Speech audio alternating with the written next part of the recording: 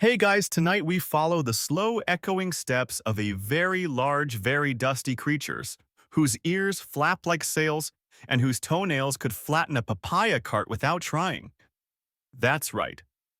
Tonight you're trotting behind an elephant caravan somewhere, deep in the 11th century Khmer Empire.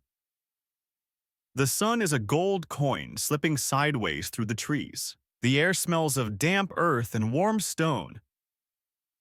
You're not entirely sure if your sandals will survive this walk, and you definitely won't make it to the capital unless you learn to walk like the elephants do, steady, unhurried, slightly majestic, and immune to blisters.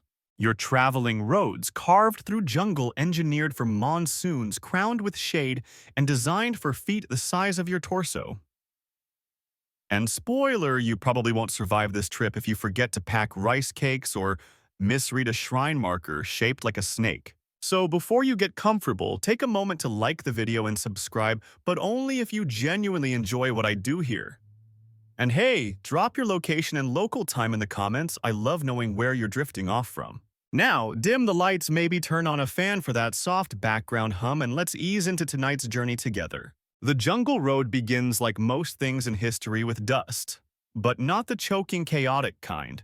This dust is soft, sun-warmed, and politely makes way for a dozen royal elephants whose footfalls shake the trees just enough to make birds curse in ancient chirps. You're trailing behind them, ducking vines and trying not to step in anything warm and squishy. You catch glimpses of Khmer handlers' mahouts, with their curved goads and basketfuls of jackfruit, guiding the elephants like they're guiding very large, occasionally moody clouds. Each elephant has its own personality. One seems focused ears, twitching only at bugs. Another keeps trying to veer off the road to nibble at a sugar palm. The biggest, draped in embroidered cloth and little bronze bells, probably carries someone very important, maybe a royal inspector or a minor princess who thinks this whole forest thing is overrated. And the road beneath you, it's not just a dirt path through trees. It's slightly raised with stone on either side. The stones glisten faintly where morning mist still clings. You notice channels running along the edges, hand-cut ditches for rainwater, lined with clay that's been tamped so smooth it almost feels like tile. You step carefully. The grooves suggest centuries of feet and hooves and claws. The Khmer didn't just build for today. They built like the forest might try to take it all back tomorrow. Historians still argue whether these roadways were primarily religious pilgrimages, military arteries, or economic lifelines. But here, trudging between two massive banyan trees, it's obvious they were everything at once. A grand unifier. A thread that stitched rice paddies, temples, and mountain outposts into one living, humming empire. You pass a wooden post where a recent traveler left an offering, 3 bananas, a stick of incense, and what might be a carved chicken foot or possibly just a weirdly shaped root. These roads weren't just logistical routes, they were spiritual ones too. Each journey was both practical and symbolic. Even elephants, it's said, would sometimes pause beside certain roadside altars, lifting their trunks not just out of habit, but out of respect. A mahout ahead of you whistles a sharp note and the caravan slows. You hear the wet slap of water. A ford across a shallow stream. The elephants wade through like it's bath time. You follow your feet sinking an inch into riverbed silt. On the far side, 2 young boys wait with baskets of dried fish, offering snacks in exchange for coins, gossip, or stories. You buy a bite. It's chewy, possibly smoked with something that was never meant to be smoked. A moment later, an older traveler joins you, leathery skin, a kind face, and a staff carved with spirals. He smiles and nods at the road. "This one was made before I was born," he says. "Elephant made it better. Human only followed." You nod because there's not much else to say when ancient infrastructure casually humbles you before breakfast. The elephants start moving again, and so do you. Somewhere ahead, the road narrows and curves through a corridor of palm and tamarind trees. One elephant sneezes. You duck instinctively. You are not fast enough. Still, it's peaceful here. The sun climbs lazily, dappling the path with shifting light. You count 20 shades of green in just one glance. You start to understand why Khmer roads weren't just about reaching a destination, they were about belonging to the landscape. As the caravan hums onward, you feel a sense of rhythm setting in. Step, step, swing of the trunk. Step, step, creak of the saddle. The jungle makes room. The dust rises, then falls. And somewhere far ahead, the first rest station awaits, shaded, stocked with water jars and possibly more of that very chewy fish. You don't notice the slope at first. It's gradual, almost imperceptible. But after half an hour of following the elephant caravan, your calves start to complain and the soles of your feet whisper rude things about historical reenactment. The path is rising, not dramatically but deliberately. You're climbing and the elephants don't even break stride. That's the first sign you're walking through something more than a dirt road.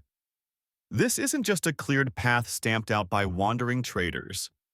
This is deliberate infrastructure Khmer style, which means it's not just functional, it's quietly sacred. The Khmer Empire didn't think of roads the way we do.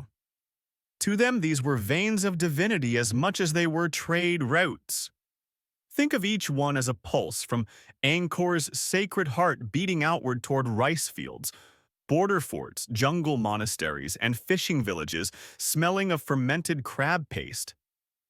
And at the center of all that pulsing, not just a capital city, but an idea that the king was divine, the world was ordered, and your ox cart had better not be late. The road you're walking was likely commissioned by a king whose name translates roughly to "he who owns all the things, including possibly the moon." You pass a marker stone half swallowed by moss. There's an inscription, faded but still legible, that lists the distance to Angkor, the reigning monarch's full title, very full, and curiously, a list of fines for spitting on sacred causeways. You suddenly feel self-conscious about your earlier fish snack. You catch up to Hermes, who's made a habit of perching on whatever the nearest elevated surface is, this time the back of a very patient elephant. You know, he says balancing a banana on one finger for a civilization that had no forklifts, these people moved a lot of stone. He's not wrong.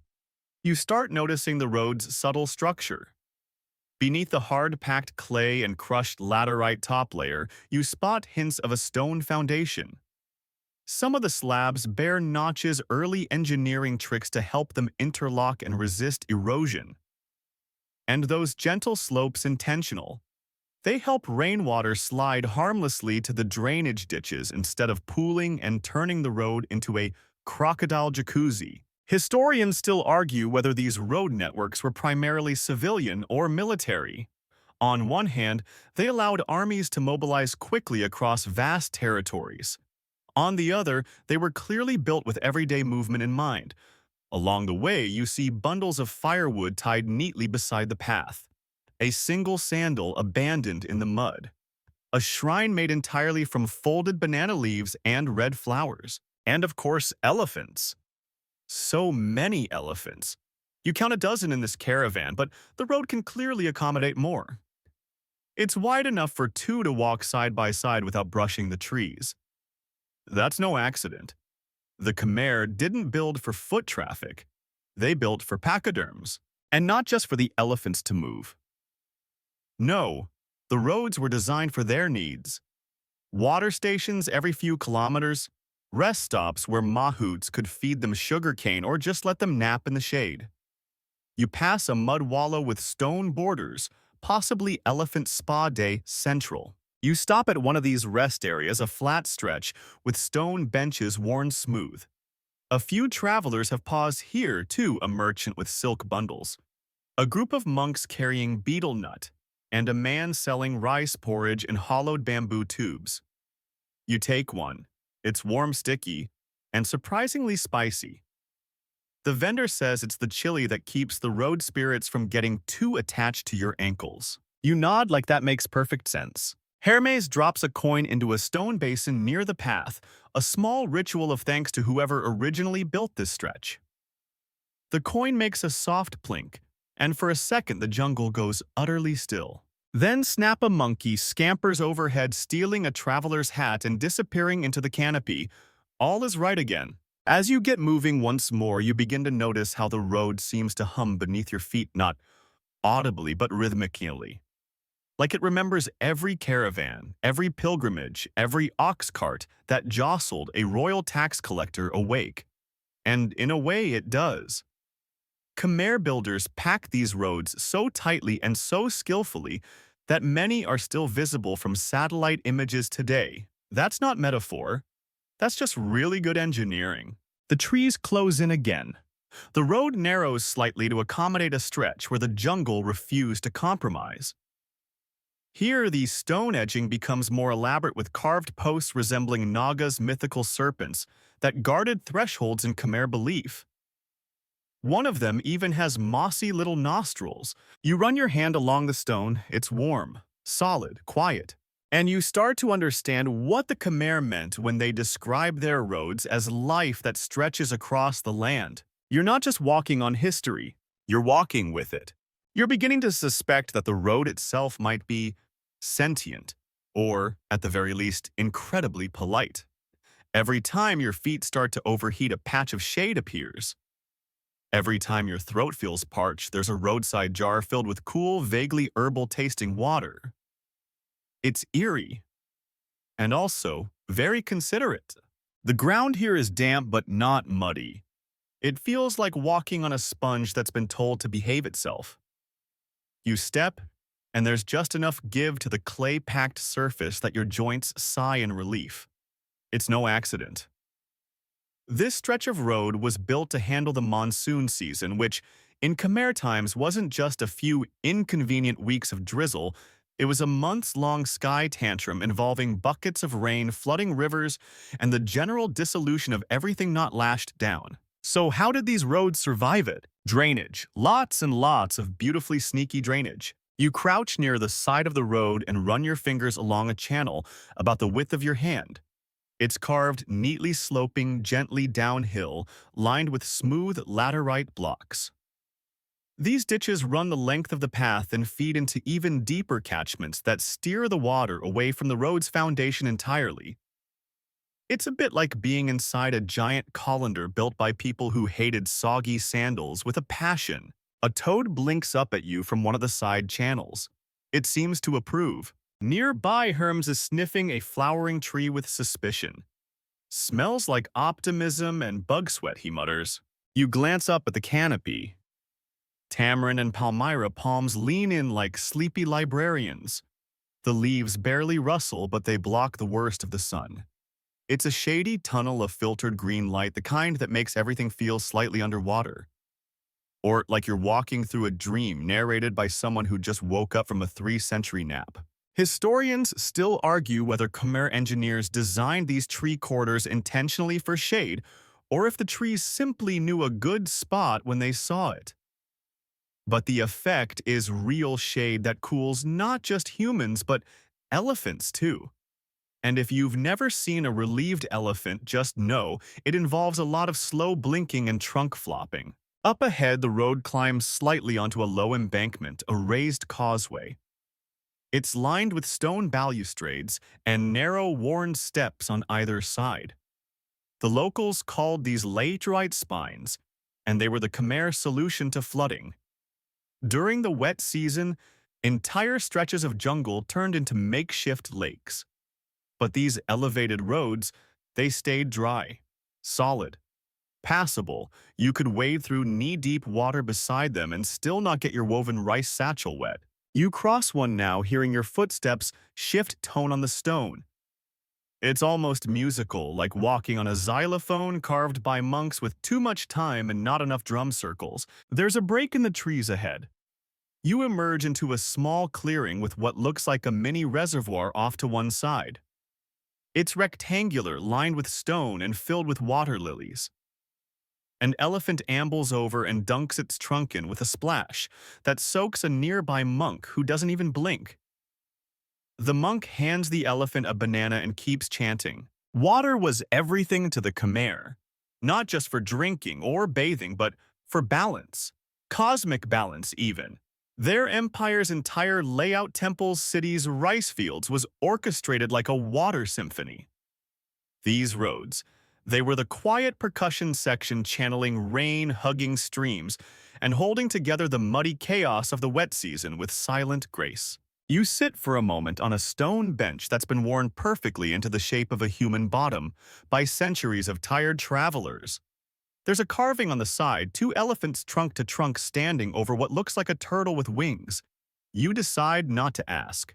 Hermes plops down beside you, nibbling on something crunchy that he definitely did not buy legally. They built with patience, he says. Stone mud time and a whole lot of listening to the land. You nod. The road didn't just conquer the jungle, it befriended it. And it reminds you weirdly of a very old person who doesn't talk much, but if you walk beside them long enough, they'll show you where all the best secrets are buried. You get back on your feet.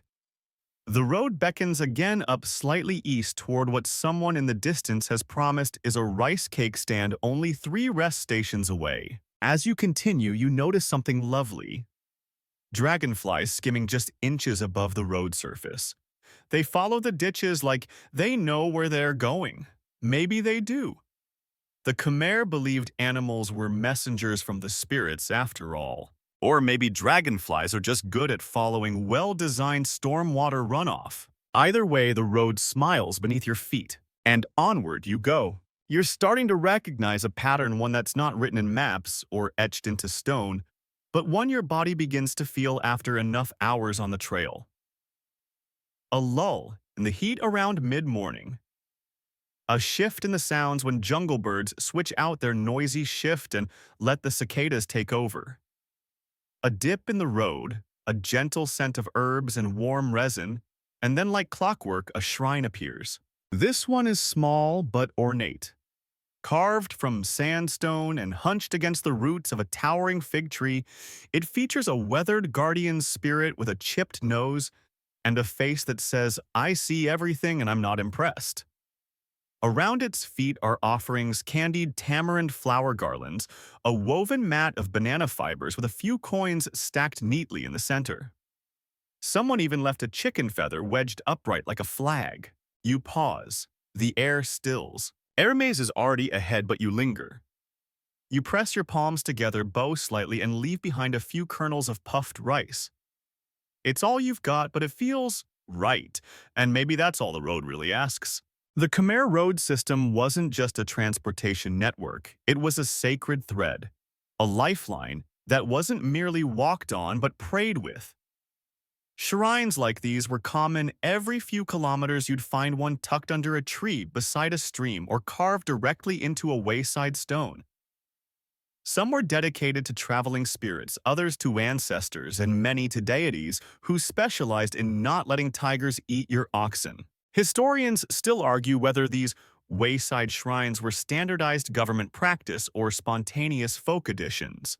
But either way, they were persistent. Even today, some still stand crumbled but intact, vines wrapped gently around their bases like sleepy snakes. You press on.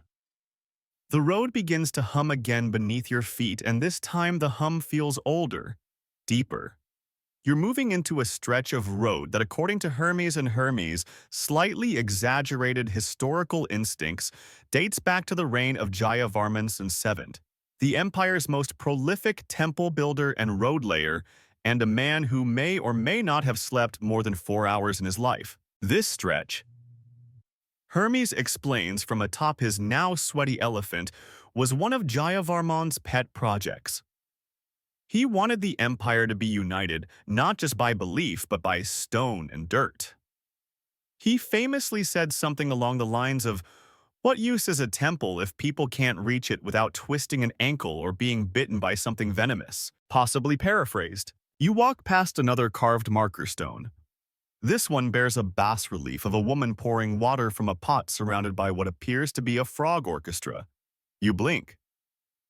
Hermes shrugs. Mythical creatures, probably. Or early government propaganda about hygiene. The path here flattens into an almost ceremonial straightaway. The jungle peels back, revealing a long raised embankment with balustrades that were clearly once fancy serpent-shaped scaled and now wearing moss like a shawl. Elephants plod forward in a kind of solemn formation, as if even they know this bit of road is important. You stop at a rest house. It's mostly in ruins, but the foundation remains a long rectangle open on all sides with a few upright pillars and the faint scent of smoke and coconut oil. These were called Dharmasala, houses of fire. Not temples, but sacred shelters for travelers believed to be protected by the fire spirits, and stocked in theory with warmth food and maybe even a traveling monk who could bless your rice cakes. You sit. A breeze stirs the tall grass beyond the road. An old woman sits beside you silently threading something out of bark. She doesn't speak, just hums an old tune that might be a lullaby, or maybe just a very catchy way to keep mosquitoes away. Hermes joins you. You know, he says there were once over 120 of these houses between Angkor and the coast. That's like on every 12 kilometers, and none of them had vending machines. You imagine the travelers of old pilgrims, merchants, monks reaching this very spot.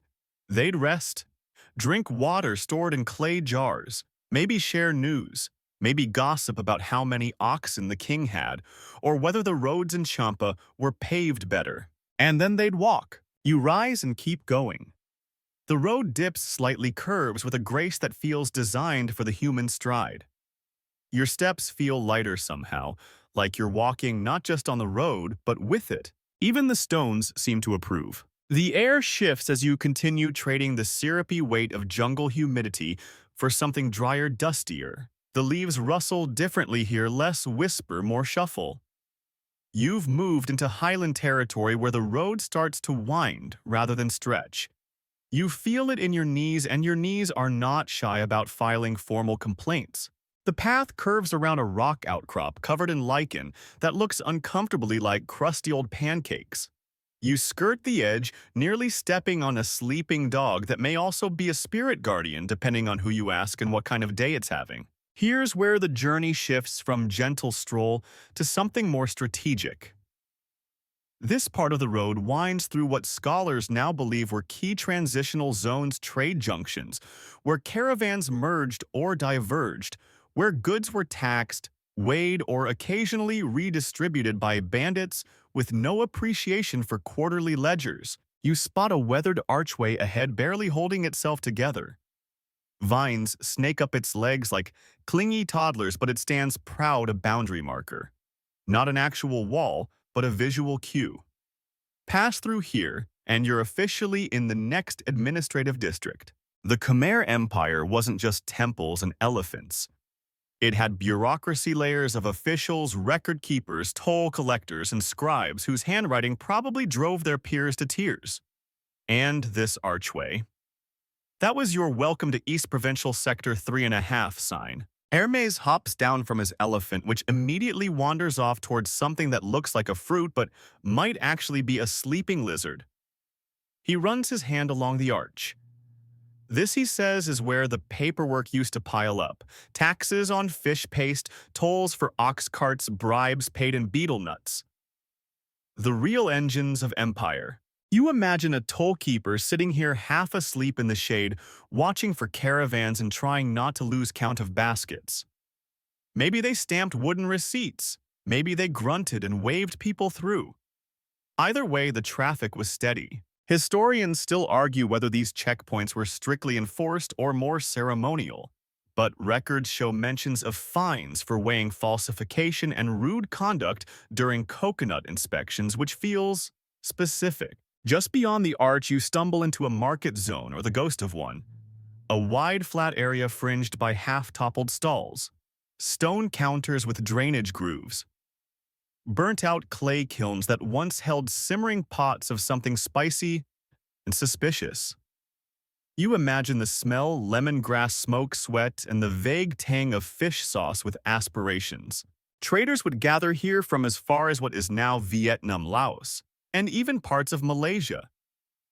They brought bronze tools, lacquerware, exotic fruits, and possibly gossip about how someone had offended the rice spirit and now their patty was full of frogs. You step past a fallen pillar etched with tally marks, a logbook in stone.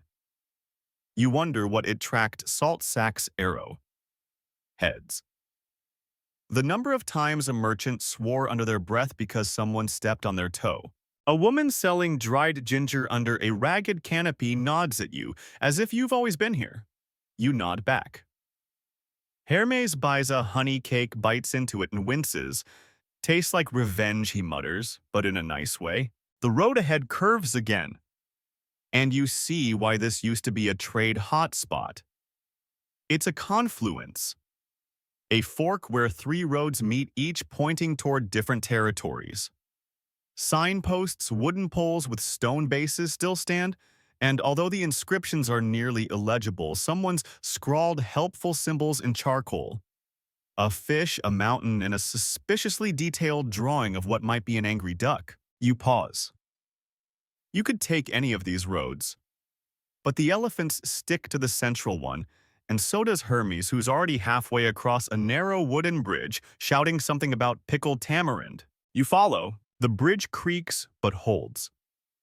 Beneath it, a stream trickles past shallow, now but with stone sides carved to handle raging monsoon torrents. There are faint carvings of crocodiles on the supports, which you take to mean don't swim here, or perhaps bring snacks for the river gods. As the jungle closes in once more, you realize something strange. You're not tired. Oh, your feet hurt, and you've got dust in places you didn't know had pores, but there's a rhythm now. The road breathes with you, it remembers, it carries, and so onward you go deeper into the beating heart of a civilization that paved with stone, prayed with silence, and moved mountains one elephant load at a time. You've been walking long enough now that time feels less like a clock and more like a warm soup. Moments blur, thoughts slow, and the road beneath your feet becomes less a surface and more a lullaby. Which is why it takes you a while to notice what's been trailing you. It starts as a low flutter, not ominous, more like someone dropped a silk scarf from a tower, and it's been following the breeze ever since. But it sticks with you. Every turn, every rest break, it's there. You glance back and there it is, a kite. Not the plastic kind you'd find tangled in a tree at the beach. This is something ancient. Massive. Bone-framed and covered in painted bark cloth, it hovers like a lazy hawk just above the treetops. And it's not alone. Hermes looks up, squinting. Looks like a ceremonial retinue, he says, as though this is something you see every Thursday. Indeed, you've reached a region where sky rituals once ruled the land. In parts of the Khmer Empire and stretching into regions now called Thailand, Laos, and Cambodia, kites weren't just toys. They were tools, instruments, offerings, warnings, and sometimes alarms. According to temple reliefs and oral legends, these soaring creations were used to send messages both literal and symbolic. Some were even fitted with flutes or reeds that produced a ghostly hum as they flew warnings to nearby spirits or distant rival tribes. Others carried colored tales that told observers whether a village was hosting a wedding, mourning a loss, or simply asking the rain gods to get their act together. Historians still argue whether these kites had strategic uses or if they were mostly religious props. But evidence suggests that at least some were launched from mountaintop platforms as part of elaborate New Year rituals. Hermes produces a folded parchment. It's a sketch of a sky map, hand-drawn wind currents, celestial alignments, and a small note in the margin that reads, "Do not fly the duck-shaped one near temples. Causes chaos." You don't ask. As you keep walking, the jungle begins to open again. You're climbing now, gentle at first, then steeper. The road here is rougher, as if fewer feet have passed this way in recent centuries. Lichen paints the stones, and sleepy greens and oranges and spiders have taken ownership of a few overhanging branches. One particularly large web features what appears to be a small stone amulet tangled in its threads. You consider freeing it, but the spider looks like it's paid taxes and doesn't want to be disturbed. You crest the hill and gasp not from the effort, but from the view. Spread before you is the valley dotted with ancient platforms. Raised circular terraces made from volcanic stone, each about the size of a large garden. On every platform stands a tall pole, and from every pole dances a kite. Most are tattered, frayed by time and weather. But a few still hold their shapes: stars, birds, serpents, even one shaped suspiciously like a pineapple with wings. Hermes sighs. Sky gardens, he murmurs. The kites were planted like flags to feed the gods, or at least to remind them to pay attention. You sit on a flat rock and just breathe. The wind sings across the valley. Not music exactly, just movement. A low rush that curls around your ankles and whispers through your sleeves. It carries with it the scent of jasmine and something smoky, possibly incense, possibly someone's attempt to roast a yam with divine flair. As you watch, one of the kites tugs free from its pole and takes off, again spiraling lazily toward the clouds. You imagine a monk centuries ago, watching it do the same and whispering a wish into the breeze. The road dips into the valley now. You follow it down past the sky platforms, past a shallow stream littered with smooth stones painted with symbols. Some look astrological, others resemble angry frogs. You pass through what was once a kite workshop village. The remains are faint charred bamboo rusted tools, a carved stone with holes that held frame-building pegs. Someone here knew the wind like a best friend, maybe even argued with it. You rest for a moment on the base of an old kiln. Hermes joins you, peeling fruit with a knife that might be older than he lets on. Flying meant something, he says between bites. Not like today where it's all engines and destinations. These people flew because they had to, because it was the only way to speak to the sky. You nod. Because somehow you understand. You stand, stretch, and continue walking, feet on stone, mind on air. The wind tugs at your sleeves like a child asking you to look up. You do.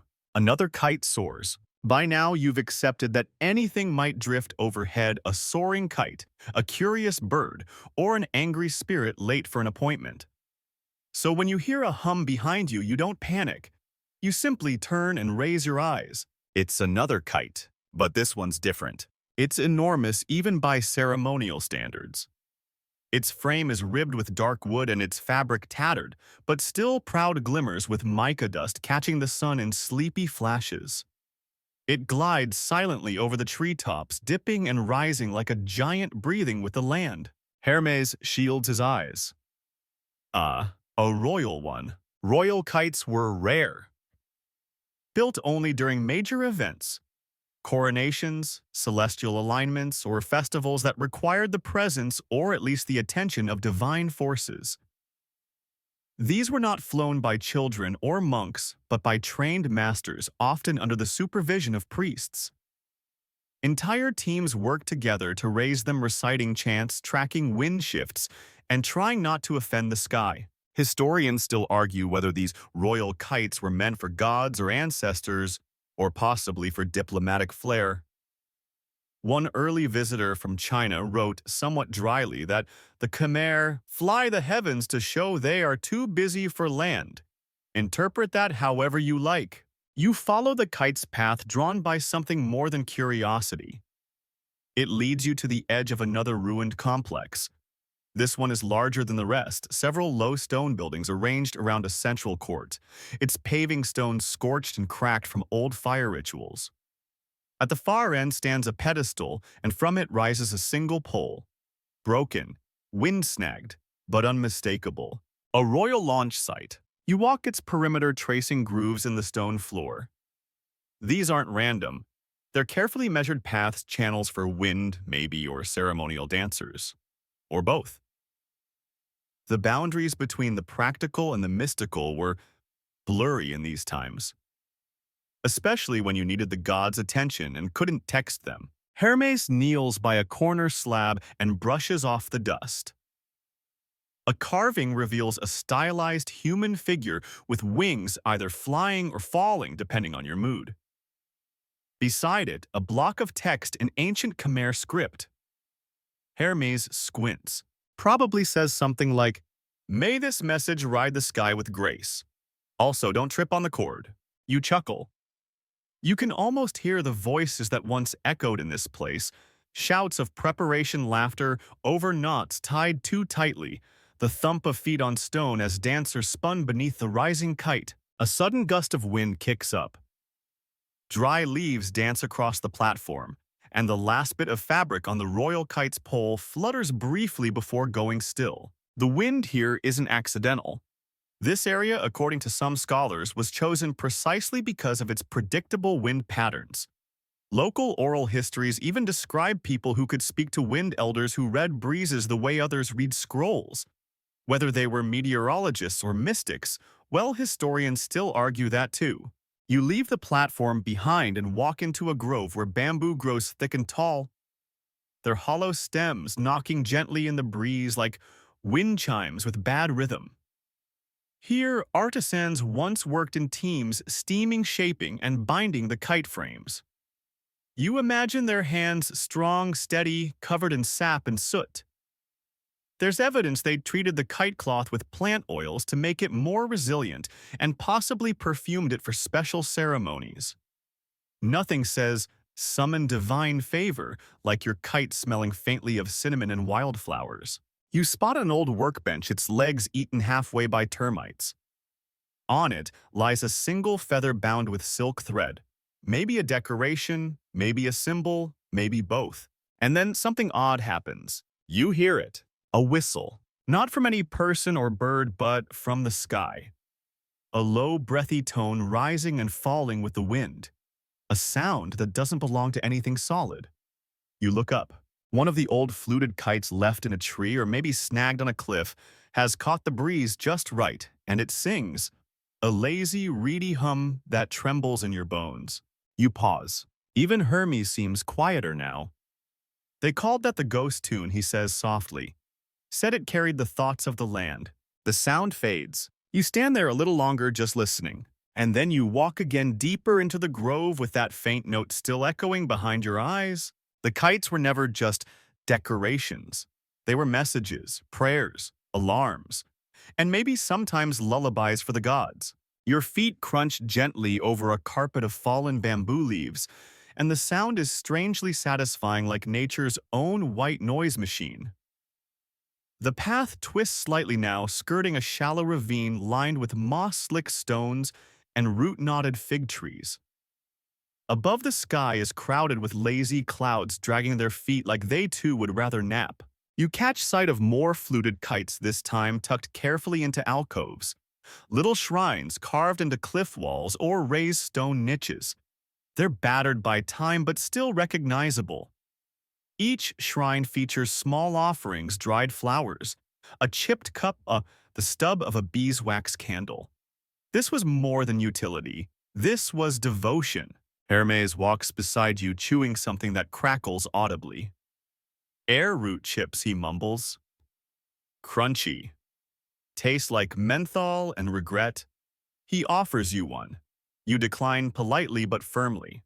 As the path levels, you reach a village clearing, abandoned but not empty. The foundations remain rings of stones where huts once stood. A central fire pit still filled with charcoal, and a handful of carved wooden effigies with long-forgotten names. They're weathered smooth, their expressions now somewhere between tranquil and extremely unimpressed. This, Hermes explains, was a community of skymakers. Families here spent generations building, flying, and maintaining ceremonial kites. Not just for fun or festivals, but as a living. They were part priest, part engineer, part air traffic controller, and occasionally part weatherman. You pause near one of the effigies. This one with outstretched arms, fingers curled as if forever tying a knot. The story goes that every year before the rainy season began, the villagers would hold a wind-asking ceremony.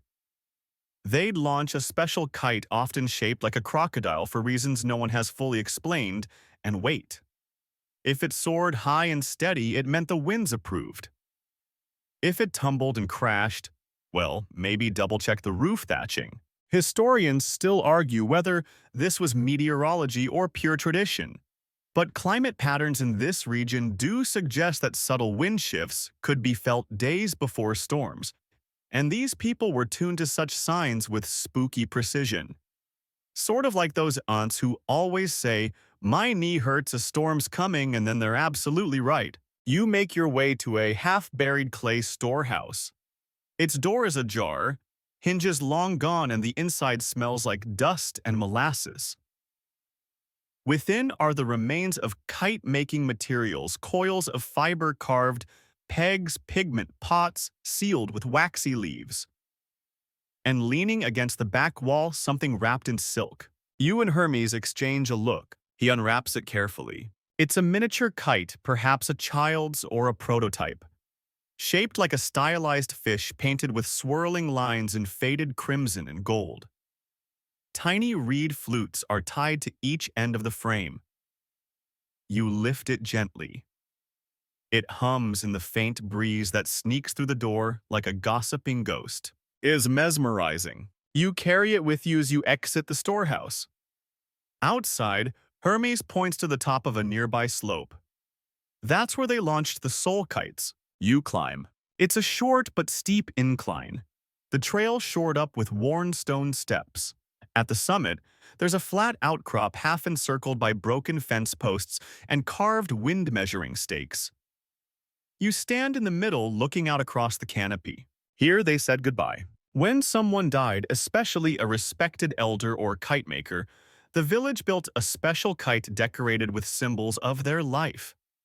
A fish for those who fed the village, a bird for travelers, a spiral for storytellers. Then they'd launch it at dawn chanting as the kite caught the light and disappeared into the wind. Hermes crouches beside one of the launch stones, his fingers tracing the chisel marks. Some believe the soul rode the kite skyward. Others thought the gods read the patterns of the flight like a resume.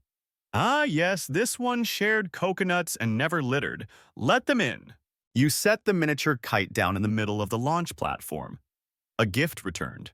The breeze picks up, slightly fluttering the silk tails. And for a moment, just a flicker of a heartbeat, you wonder if it might take off. It doesn't, not yet. But the wind remembers. And so do you. You begin the descent from the soul kite platform feet, finding their way down steps softened by centuries of weather and moss. The miniature kite you left behind still flutters faintly in the wind, a quiet sentinel, keeping watch over the valley of sky whispers and forgotten winds. The forest shifts around you, now bamboo giving way to dense ferns and towering puriri trees. The air grows cooler, heavier, with the scent of damp bark and distant salt. You're nearing the coast, or what was once a sacred cliffside launch site. Hermes is ahead of you, his sandals making no sound, his bag now rustling suspiciously. You're pretty sure he took the air route chips. Again. Eventually, the trees part like curtains in a theater, and you emerge onto a ledge overlooking a wide stretch of open sky and distant ocean. The sea glints lazily below, its waves curled up like cats, just barely interested in doing their job. This is Wairangi Bluff, a place older than memory where some of the largest Maori ceremonial kites were once flown. Not for festivals, not even for weather, but for negotiation. Here the people would raise what they called rongo kite peace offerings sent skyward when words on the ground had broken down. Rival iwi or tribes would gather on opposing cliff faces, each launching a kite decorated in traditional carvings, feathers, and sometimes entire messages scrawled in red ochre on long cloth tails. If the kites danced in the sky without crossing chords, it was seen as a sign there could still be harmony. But if they tangled, or worse if one crashed, it meant back to the drawing board, or the battle plans. Historians still argue whether these kites truly influenced decisions, or if they were symbolic pageantry while the real negotiating happened in smoky huts over roasted eel. Either way, they mattered. You can feel it standing on this ancient edge, wind wrapping around you like a shawl, hair brushing your forehead like curious fingers from another age. Hermes speaks softly. They believed the wind carried intention, not just sound, not just scent, but mood. You don't laugh, you don't even blink. Because you get it. Some places hum with meaning long after the rituals fade, and here the air feels thick with stories. You walk the edge of the bluff tracing the circle of launch stones. They're embedded into the cliff like fossilized thoughts, each with its own carved symbol. Spirals, birds, eyes. One looks suspiciously like a jellyfish wearing a hat, but you don't ask. A few paces off, you spot something unexpected. A bowl carved directly into the stone floor filled with rainwater and flower petals. Someone's been here recently. The flowers are fresh, the bowl's edges worn smooth by generations of hands. A simple offering perhaps to the wind. Or maybe just to remember. Hermes kneels beside it and dips 2 fingers in. Always stir clockwise, he whispers, or the breeze gets offended. That sounds suspiciously made up, but you do it anyway. Further along the bluff, remnants of a kite lodge cling to the cliff face. It's half collapsed now, but the stone foundation tells its own quiet tale. There's a rectangular room where the frames were probably assembled, and next to it a circular pit lined with blackened stones. Maybe a fire ring for steam-softening bamboo, or maybe for storytelling while the wind was coaxed awake with chants and laughter. You crouch beside the pit brush, away some dried leaves, and uncover a smooth rock with a faded carving of a hawk in flight. It's simple, powerful. Tired? You place your hand over it. The breeze picks up just slightly. Hermes hands you a piece of string. It's old but still strong.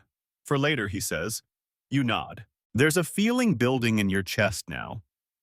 Not excitement exactly, not dread either, just that sense you get before something happens.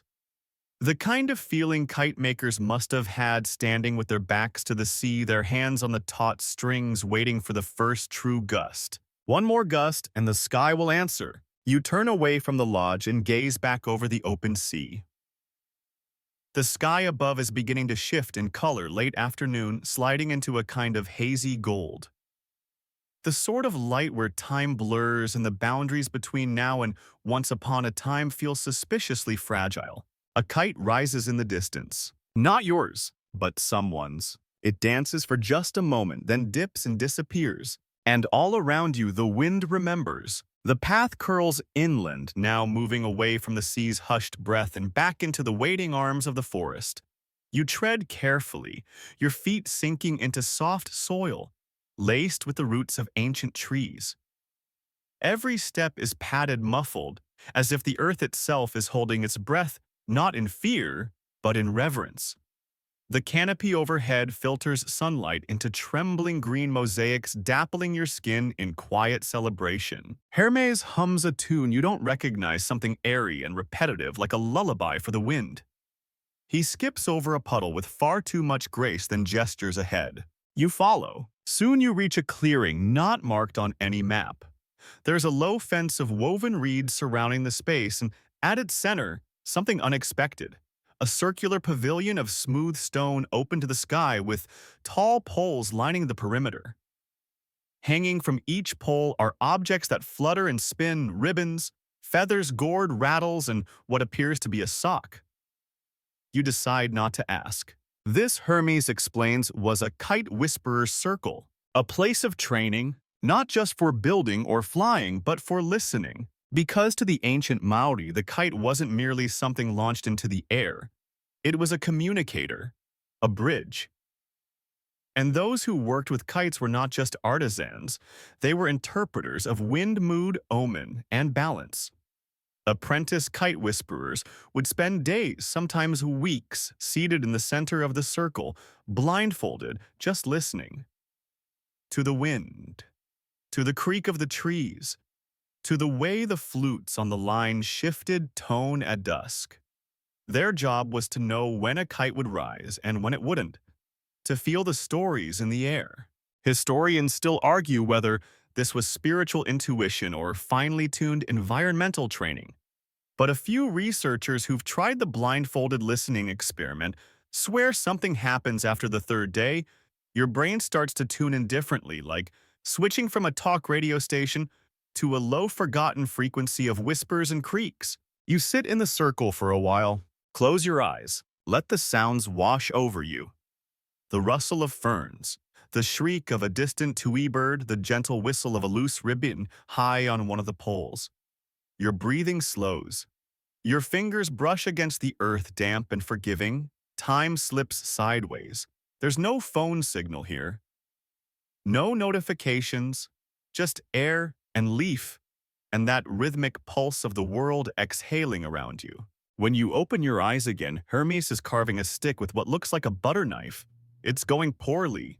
You pretend not to notice. You rise and walk this edge of the circle, noting how each pole is carved with spirals, arrows, or wave motifs.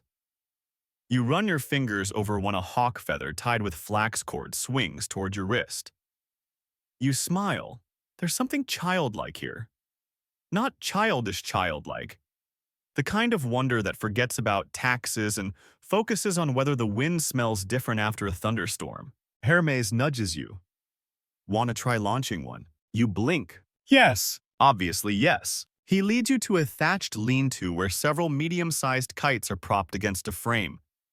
One is shaped like a stingray, another like a winking face. You choose a traditional one, a teardrop silhouette reinforced with bamboo struts and decorated with waves and birds in faded ochre. Hermes hands you the line and already spooled. You walk to the launch point, a flattened patch at the edge of the clearing. The sky above is wide, willing. The wind tests your fingers, tugging at your sleeves. You wait. Feel it. Count to 4. Then run. The kite lifts, catching the breeze like it was always meant to. It wobbles at first, then steadies. Climbs, circles. You laugh.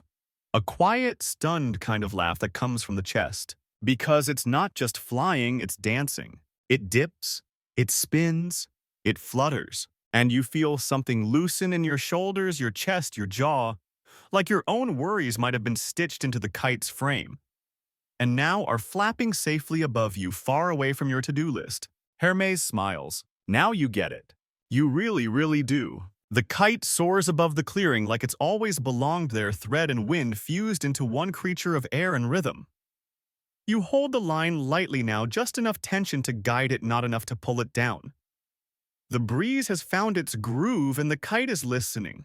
Hermes lies back in the grass with a dramatic sigh, arms behind his head. You know, he says, staring at the sky, some people believed kites could carry messages to the dead. You glance at the line in your hand. Should I be worried? He grins. Only if it starts writing back. With the kite still riding the sky above you, the two of you begin wandering again, slowly, aimlessly, the way one walks through a park when there's nothing pressing and nowhere to be. The forest parts now and then to reveal bits of the old world. Not grand temples or golden idols. This isn't that kind of history.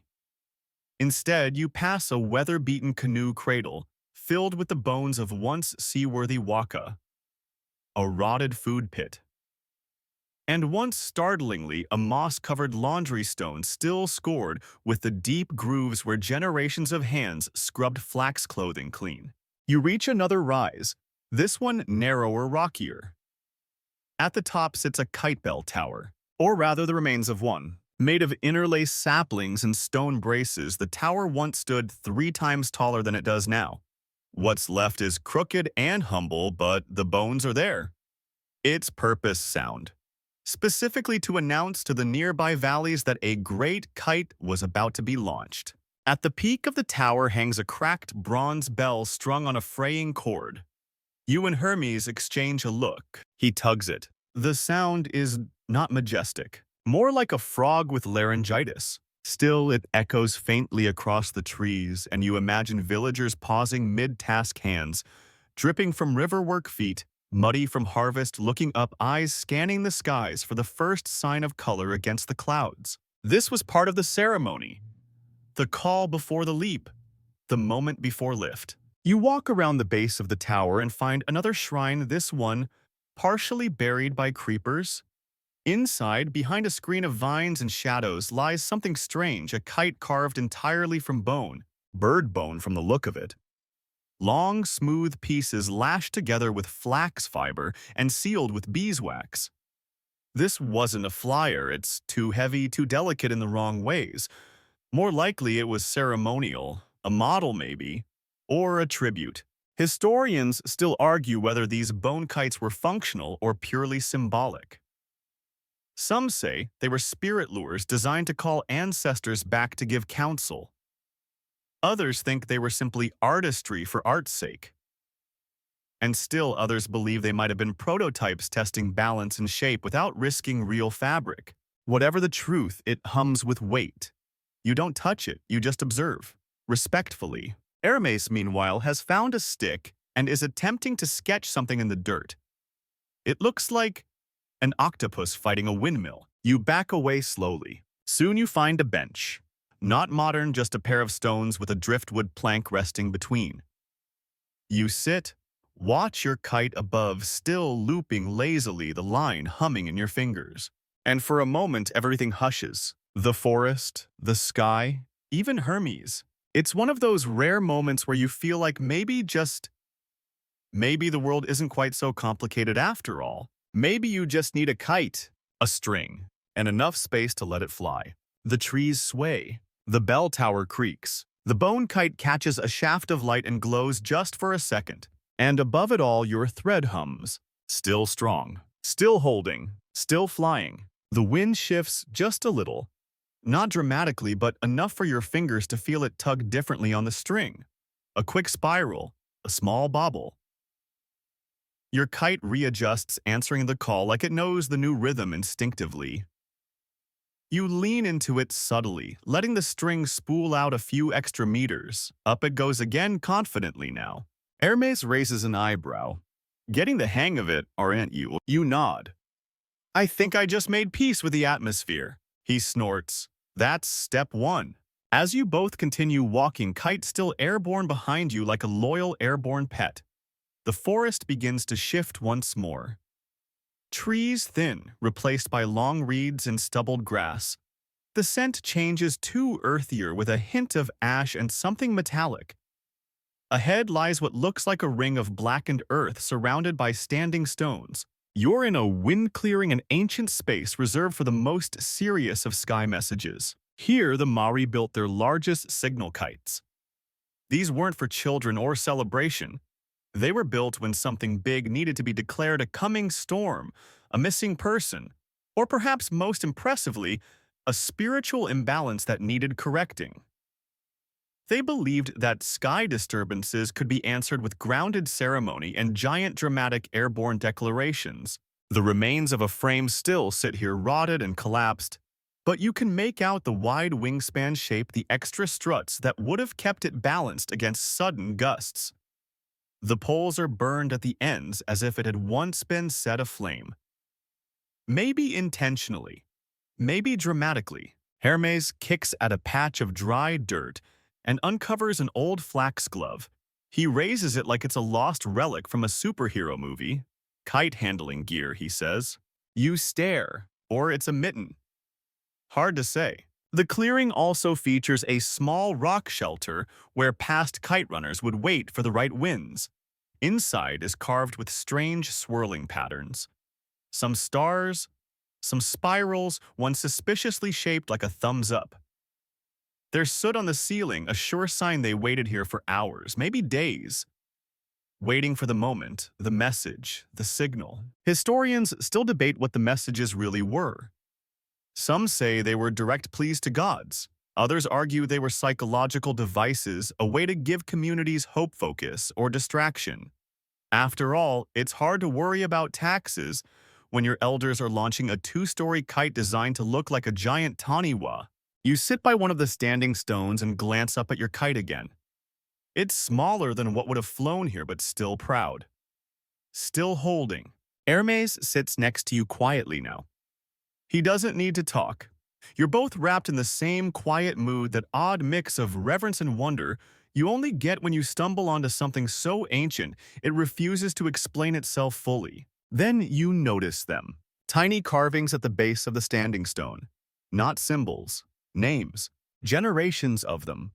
Scratched lightly in with care and tools, maybe bone or stone. Some are simple. Others are elaborate with spirals or tiny birds drawn around them.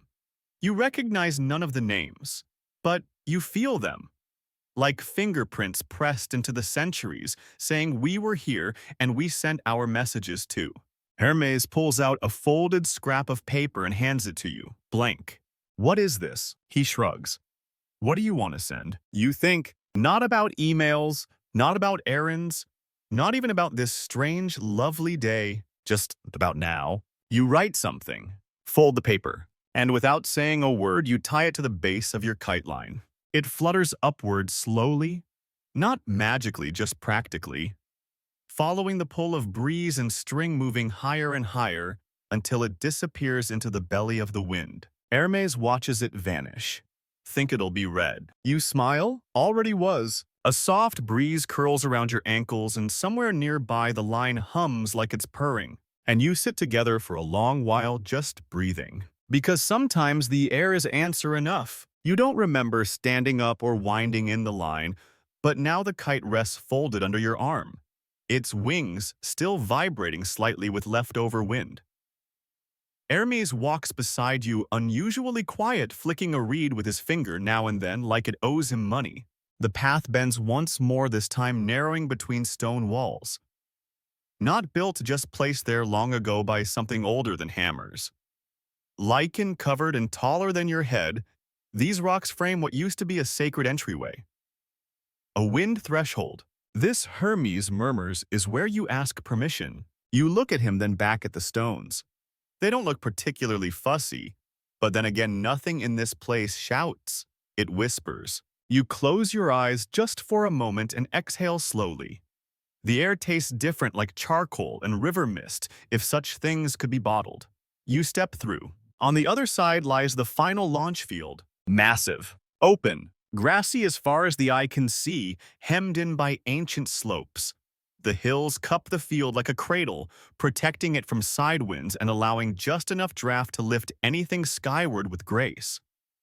This was where the big ones flew. Hermes motions to the far side where half a dozen kite bases still dot the landscape. Anchor stones, buried post holes, even a few broken reels. The kind of reels that required two grown adults to spin shouting commands over the gusts.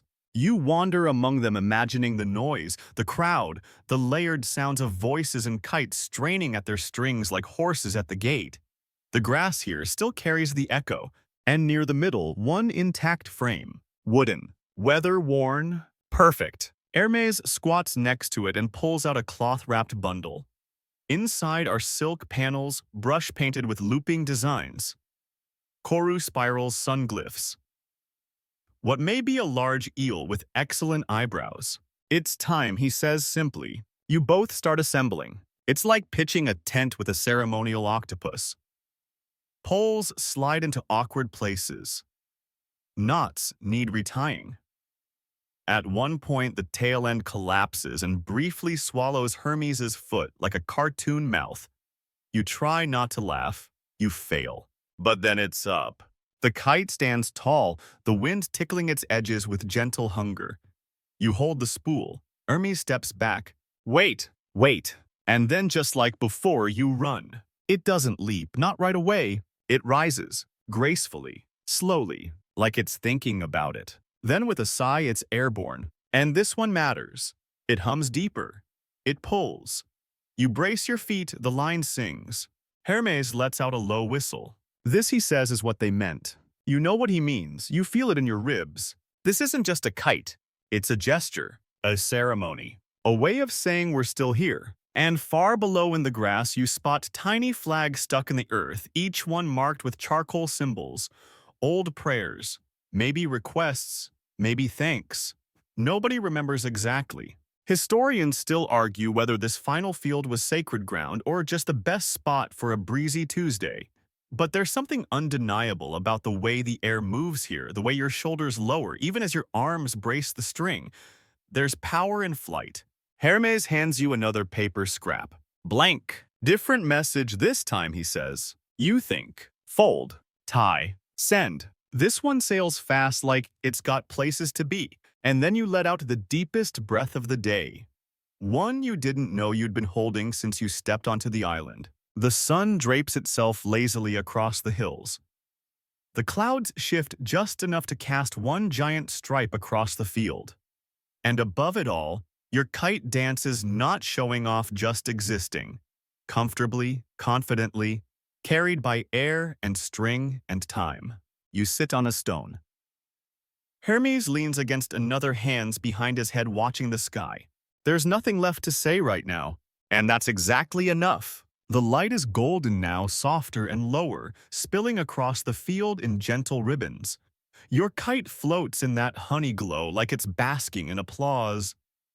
The breeze has calmed to a steady hush, the kind of wind that knows you're done with grand gestures and ready for something quieter. Hermes is whittling again, another stick, same butter knife. This time it resembles a spoon or a very tired duck. You give him a thumbs up.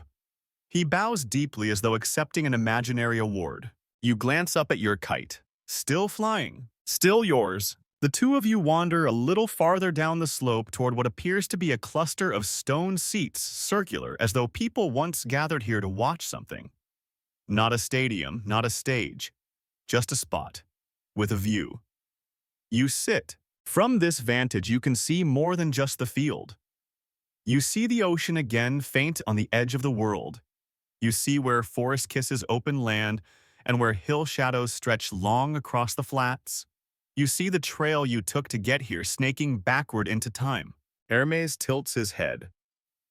Did you know he says there was once a festival here where the elders tried to outfly each other? You blink. As in, run and see whose kite went higher. He nods, but with rules. Each kite had to carry a message, and each message had to be written in metaphor. Whoever's metaphor got highest without snapping the line won. You grin. That is aggressively poetic. He shrugs. Welcome to Maori aerospace. You sit back and imagine it. Elders running barefoot across this very field, each one shouting cryptic proverbs and hurling their carefully crafted metaphors skyward, lines tangling, laughter erupting, feathers flying. A competitive sport where ambiguity is the scoring system. You decide you would have thrived here. Then Hermes points at a nearby rock. See that carving? You squint. It's faint, almost rubbed away by centuries of weather, but it's there, two spirals joined by a line underneath a shape that might be a bird, or a manta ray, or a very fat butterfly. That's the earliest known record of the wind twin myth, he says. The what? He explains between exaggerated yawns. The wind twin myth is the idea that every kite has a sibling, an invisible counterpart flying in another sky. Somewhere, someone else flies the match to yours. They may never meet, may never speak, but their strings are tied to the same current. Historians still argue whether this story was literal or simply romantic. But oral tradition insists that a truly special kite flight was always shared somewhere somehow, even if unknowingly. You look up at your kite again. You wonder who else right now might be flying its twin. Maybe in a different valley, a different island, maybe in a future century under different stars. You don't need to know. Just thinking about it is enough. The wind flicks your ear, cheeky. Hermes stretches. One more stop. You follow him to a small outcrop at the far end of the field, half hidden by brush.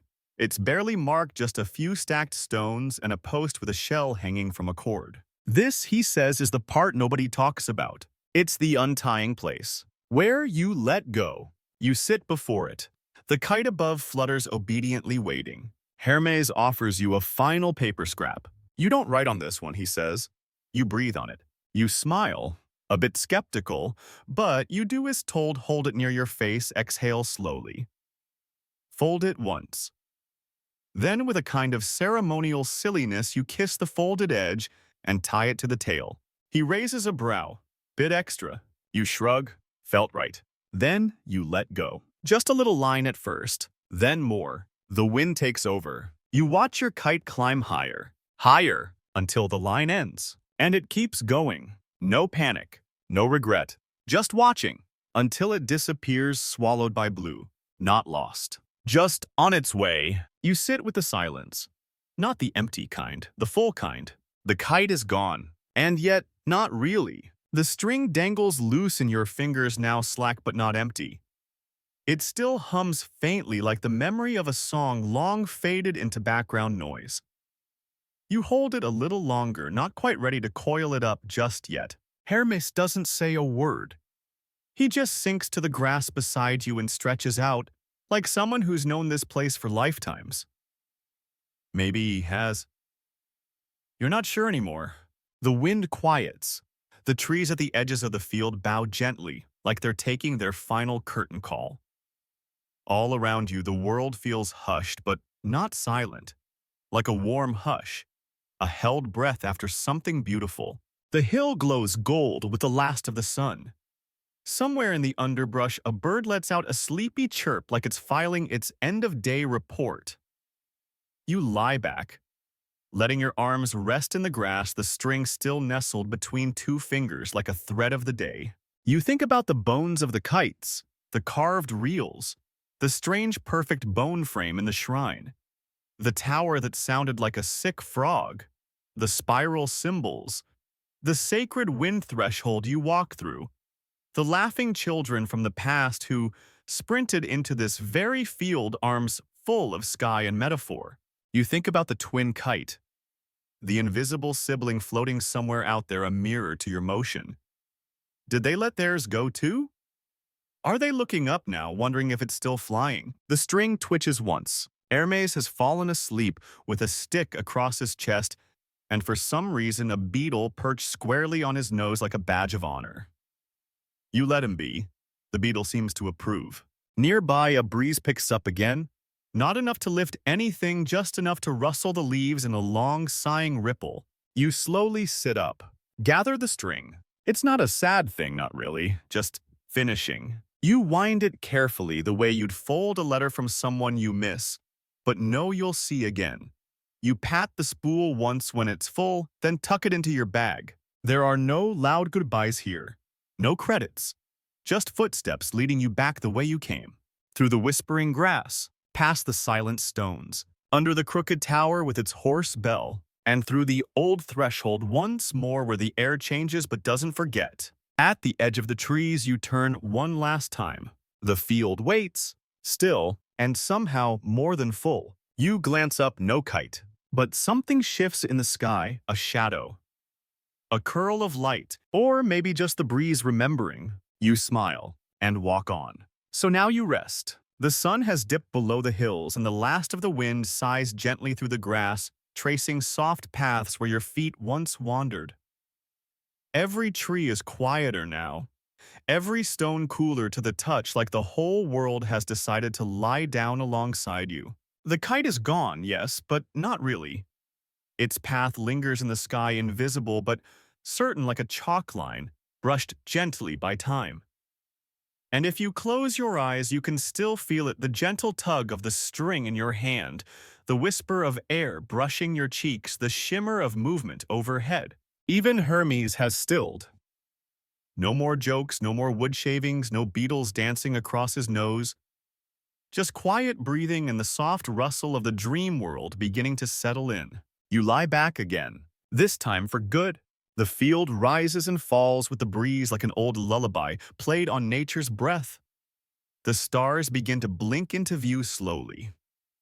At first, then all at once, each one a story, a memory, a message tied to some ancient kite floating far above. You are safe, you are grounded, and yet just a little bit aloft. Let the grass cradle you. Let the air carry what needs to be carried. Let your thoughts drift the way kites do, effortless, weightless, tangled in light. Sleep now, and if you dream of wind, let it pull you gently, like a message meant for the sky.